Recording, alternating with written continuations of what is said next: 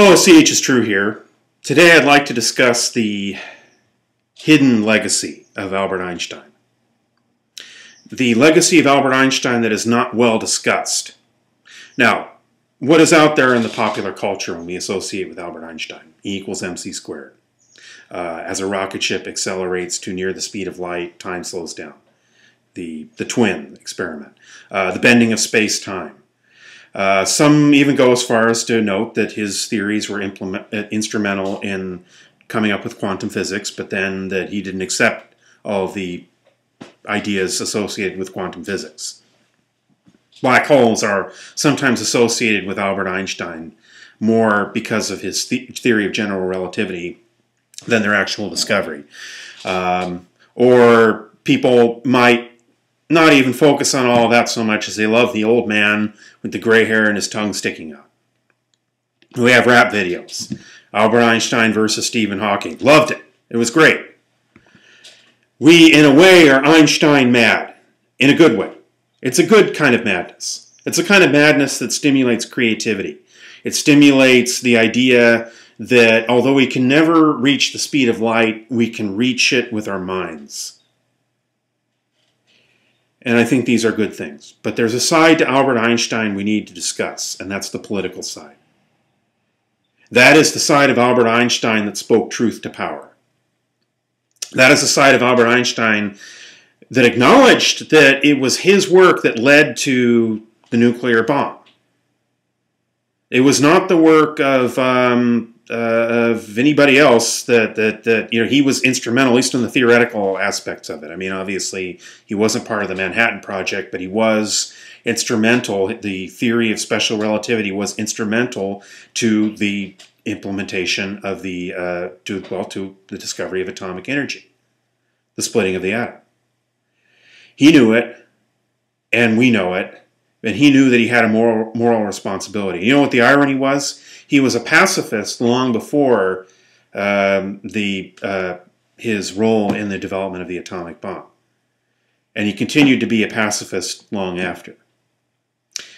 And he knew that the same mindset that led to war couldn't continue. In particular, the structural inequalities in society, the oppressions, the injustice, that could not continue or we would destroy ourselves. He advocated some kind of world government. Now, I think what he advocated was not the world government that would be imposed by powerful circles today, by London, by New York, by Washington, D.C., the kind of top-down idea where we're all global slaves. I don't think that's what he wanted. I think what he wanted was some other kind of world order that would replace dominance and hierarchy itself. That's the feeling that I get from the life of Albert Einstein. Whether we can accomplish that or not, whether that's suitable to our nature or not, is a whole other question. But at least the goal was there. And this was enough to threaten vested interests. It definitely threatened the autocracies from which he fled, namely the the autocratic systems that ruled over Germany both before the Nazis and during the Nazi era. Now, Germany had had a brief respite during the Weimar Republic, but it not only returned to its authoritarian roots, it went back with a vengeance, and Albert Einstein had to flee. I would also suspect that in spite of all of the rhetoric from the right around him being a communist, I doubt that the communists in Russia had any brief for Albert Einstein, in particular his independence and his lack of conformity. I doubt that he would have fit into their circles. But the idea that he was a communist made its way to J. Edgar Hoover. Man's man that he was, right? Anyways. J. Edgar Hoover then attempted to basically have Einstein deported and labeled a radical. Never succeeded. It never even got past his desk. It's the one particular target that he couldn't touch.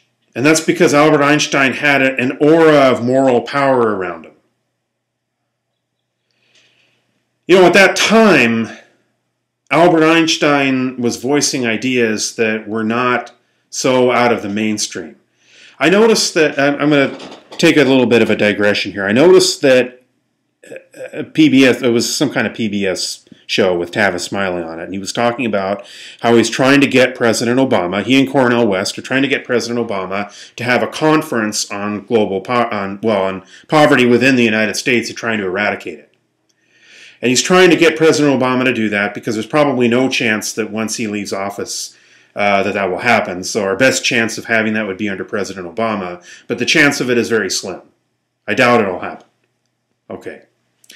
Well, why do I bring that up? I bring it up because there was once a time when you could advocate for something like that, and it was not so out of the mainstream.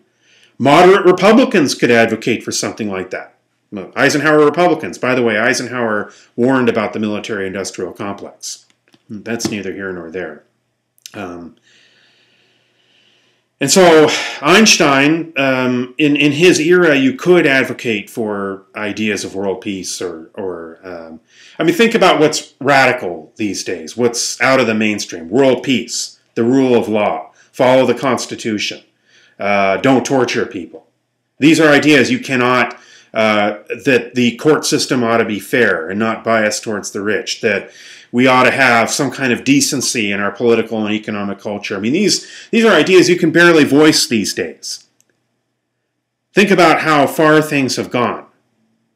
And in the case of Albert Einstein, he talked openly about the idea of an end to war. You cannot discuss that these days. But Albert Einstein also had a sense of true responsibility for what he himself helped to bring about. And that's, of course, would be the atomic bomb. In a lot of what you could call skeptic or atheist circles, they have this expression, and that is science invented the airplane, religion flew airplanes into buildings. Okay.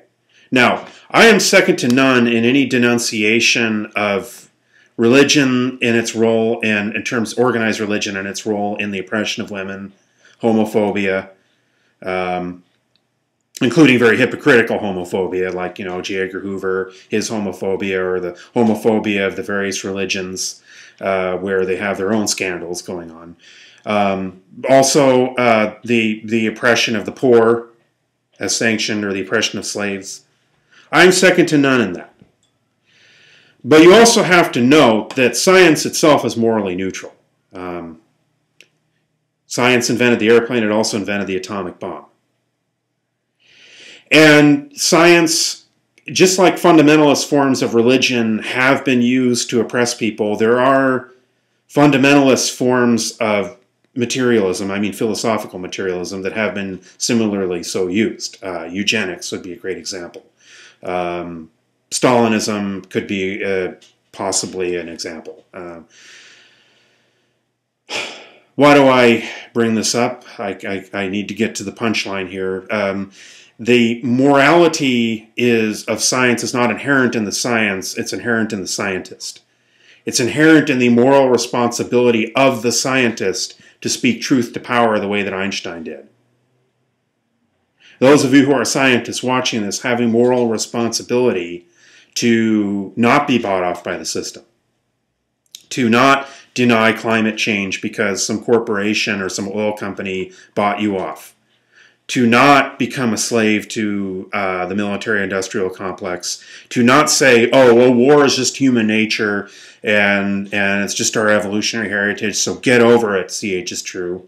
Shut up, CHistrue. Stop doing videos about social justice and world peace, CHistrue. So again, Albert Einstein was a real man.